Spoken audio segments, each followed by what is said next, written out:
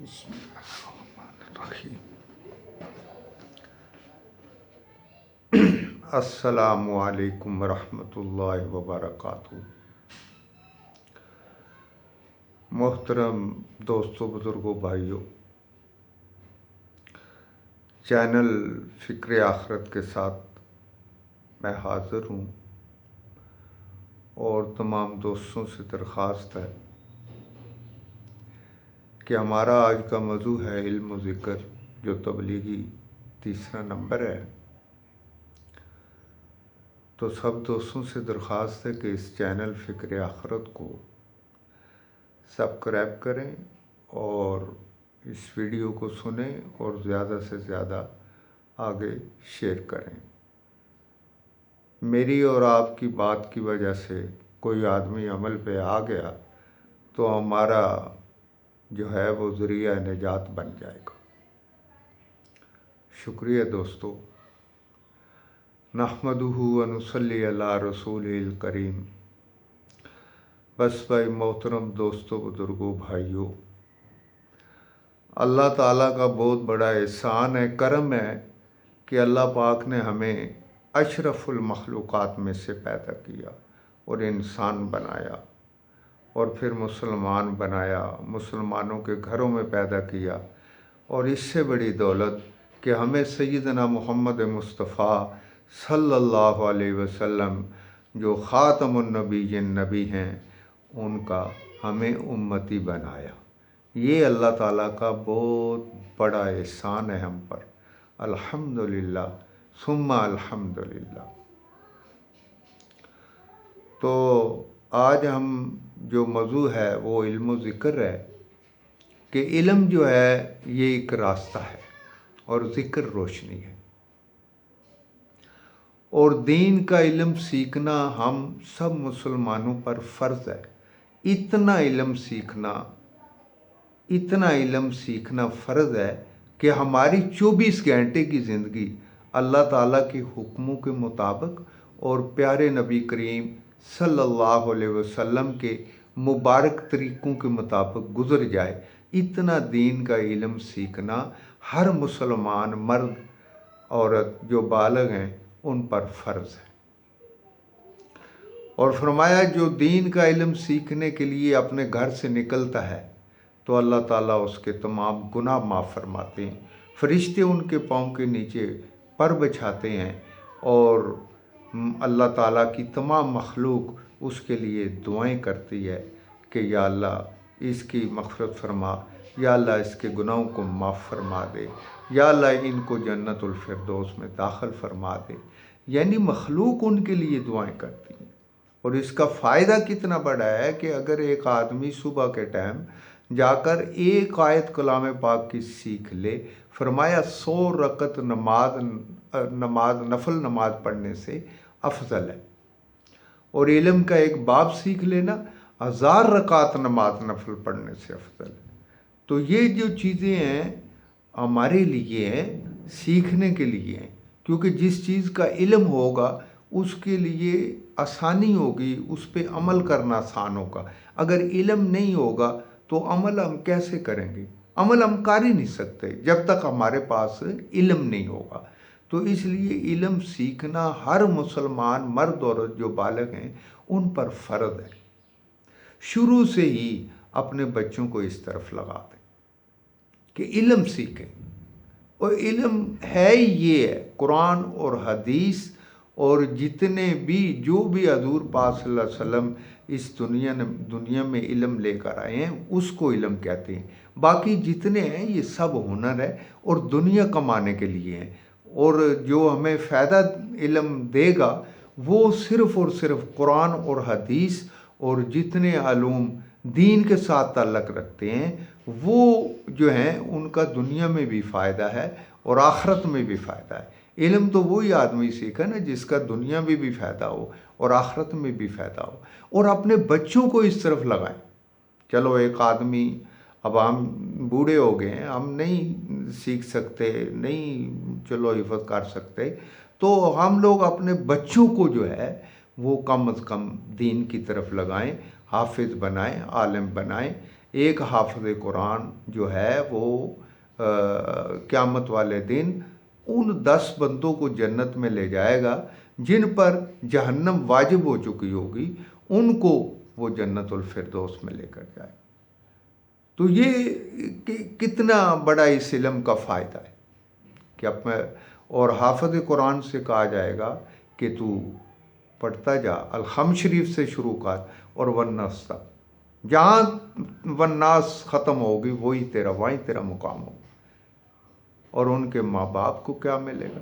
اللہ پاک ایسے 2 جوڑے قیمتی وہ اس کے والدین کو بنائیں گے جن کی روشنی سورج سے زیادہ ہوگی، اور ایسے تاج ان کو پہنائے جائیں گے جن کی روشنی سورج سے زیادہ ہوگی۔ تو بتاؤ، جو خود عامل ہے، جو خود حافظ ہے، اس کے ساتھ اللہ پاک کتنا بڑا اکرام کریں گے۔ تو اس لیے میرے بھائیوں، اپنے بچوں کو دین کی طرف لگاؤ۔ دین آئے گا تو دنیا بھی آئے گی اور آخرت بھی آئے گی۔ اور اگر صرف 2 اور 2 4 جمع کرنے اور اسی دنیا کے کمانے کے لیے کہ بچہ ہمارا بھوکا نہ مر جائے، تو پھر جو ہے نا وہ آخرت والا علم نہیں ملے گا، پھر وہ 16 سال اسی میں ضائع کرے گا۔ اور اگر دین کا علم پڑھائیں گے، اللہ پاک دنیا بھی دیں گے اور آخرت بھی دیں گے۔ اور مولوی بننے سے کوئی ایسی بات نہیں ہے کہ اس کو کچھ ملے گا نہیں، بلکہ زیادہ ملے گا۔ اللہ پاک یہاں بھی دیں گے اور آخرت میں بھی دیں گے۔ تو اللہ پاک اس کو راضی کر دیں گے، خوش کر دیں گے جو دین کا علم سیکھے اور سکھائے۔ تو ذکر کرنے سے اللہ تعالیٰ کا دھیان نصیب ہوتا ہے، اللہ تعالیٰ کا قرب نصیب ہوتا ہے۔ فرمایا کہ ایک آدمی جنت نیچے درجے میں ہوگا، ایک اوپر والا ہوگا، تو اوپر والی جنت سے اتنی بڑی خوشبو آئے گی تو وہ اپنے نوکر سے، غلام سے پوچھے گا کہ بھائی یہ کہاں سے آئی خوشبو؟ تو وہ کہے گا کہ تیرے اوپر والے جنتی نے کروٹ بدلی ہے، لیٹا ہوا تھا بڑے آرام سے، تو اس نے کروٹ بدلی ہے، اس کے کروٹ بدلنے پہ جو ہے وہ خوشبو آئی ہے۔ تو وہ کہے گا کہ اس کا کون سا ایسا عمل تھا جو مجھ سے وہ ایک درجہ اوپر بھی ہے اور اتنی اچھی خوشبو آئی ہے؟ تو وہ کہے گا، فرشتہ عرض کرے گا کہ حضرت انہوں نے تم سے ایک دفعہ سبحان اللہ دنیا میں زیادہ کہا تھا۔ تو یعنی ذکر کی پھر قیمت ہمیں وہاں جا کے معلوم ہوگی، اور وہ آدمی کہے گا کہ کاش میں ذرا سا بھی اپنی غفلت میں نہ ہوتا اور میں ذکر کرتا رہتا، ہر وقت ذکر میں رہتا۔ تو جن بھائیوں کے تو باشرہ پیر ہیں جو صحیح معنوں میں ہیں، وہ ان کا ذکر بھی بتایا وہ کریں، اور ساتھ ساتھ 3 تسبیحات ہیں، تیسرا کلمہ ہے، درود پاک ہے، مسنون اور استغفار ہے، یہ صبح شام روزانہ 100 دفعہ پڑھیں۔ اور انشاءاللہ تعالی فرمایا جو کثرت سے ذکر کرنے والا ہے وہ ذاکرین میں اٹھایا جائے گا، اور اسپیشلی ذاکرین کے لیے دروازہ ہے جنت کا، جس میں سے ذاکرین مسکراتے ہوئے جنت میں داخل ہوں گے۔ اور ذکر اتنی بڑی چیز ہے کہ ایک آدمی مال تقسیم کر رہا ہے، پیسے تقسیم کر رہا ہے غریبوں مسکینوں میں، اور دوسرا ذکر کر رہا ہے، تو فرمایا ذکر کرنے والا افضل۔ تو علماء کرام سے سنا ہے کہ ایک دفعہ حضرت سلمان بن داؤد علیہ السلام کا جو جہاز تھا، جو اپنا تخت تھا، وہ ہوا میں اڑتا تھا، تو دیکھا ایک آدمی نے وہ نیچے ہل چلا رہا تھا، تو اس نے کہا سبحان اللہ، تو وہ ہوا نے آواز پہنچائی سلمان بن داؤد علیہ السلام کے پاس، تو انہوں نے وہیں تخت اتارا اور اس بندے کو بلایا۔ وہ بندہ ڈر گیا، پتہ نہیں کیا بات ہے، تو فرمایا کہ تم نے کیا کہا؟ اس نے کہا میں تو سبحان اللہ کہا۔ انہوں نے کہا ماشاءاللہ، یہ سبحان اللہ جو ہے یہ سلیمان بن داؤد کی بادشاہت سے، اس کے تخت سے قیمتی ہے۔ یہ تخت، یہ سلطنت، یہ سب فنا ہو جائے گا، لیکن تیرا سبحان اللہ یہ باقی رہے گا۔ یعنی ذکر جو ہے اس کی بڑی برکت ہے، اور اس سے اللہ تعالیٰ کا قرب نصیب ہوتا ہے، اللہ کا دھیان نصیب ہوتا ہے۔ ہر وقت آدمی اس کا ذکر کر رہا ہے جس نے پوری کائنات بنائی ہے، اور پوری کائنات کے بنانے والے بھی صرف ایک اللہ تعالیٰ ہیں، اور پوری کائنات کے نظام کو چلانے والے بھی صرف ایک اللہ تعالیٰ ہیں، اس کا کوئی شریک نہیں، وہ وحدہ لا شریک ہے۔ سارے کام، سارے انسانوں کے کام، ساری جاندار مخلوق کے کام، سب کچھ کرنے والی ذات ایک اللہ کی ہے۔ یہ یقین بن گیا تو مسلمان کا کام بن گیا انشاءاللہ تعالی۔ تو اس لیے میرے دوستوں، بزرگوں، بھائیوں، ہم اپنی آخرت کی فکر کریں، اور خود بھی جو عمل ہم خود کریں وہ دوسروں کو بتائیں۔ خود بھی ہم نے اچھے کام کرنے ہیں اور دوسروں کو بھی اس طرف لانا ہے۔ ایک ہمارا بھائی کوئی نماز کی طرف، نماز میں سستی کر رہا ہے، کسی دین کے کام میں سستی کر رہا ہے، اس کا اکرام کرنا، اس سے محبت رکھنا، اور اس سے اکرام کر کے اس کو مسجد میں لے آنا اور اس کو دین کی طرف لگا دینا، یہ سب سے بڑا اکرام ہے میرے بھائیوں۔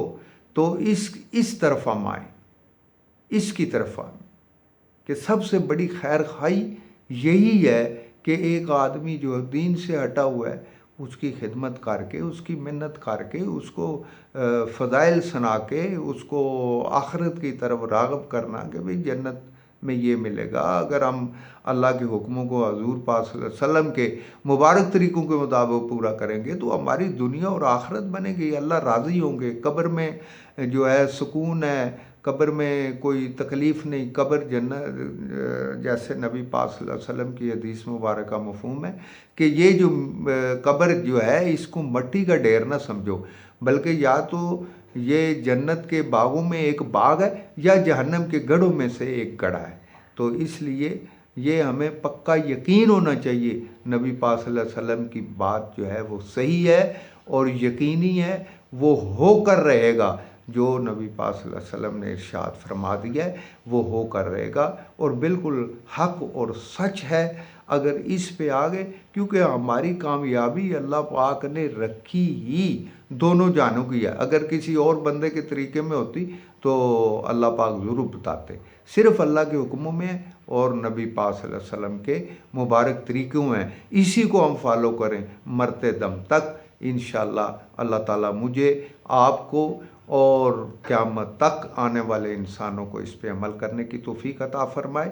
آمین آمین ثم آمین۔ السلام علیکم۔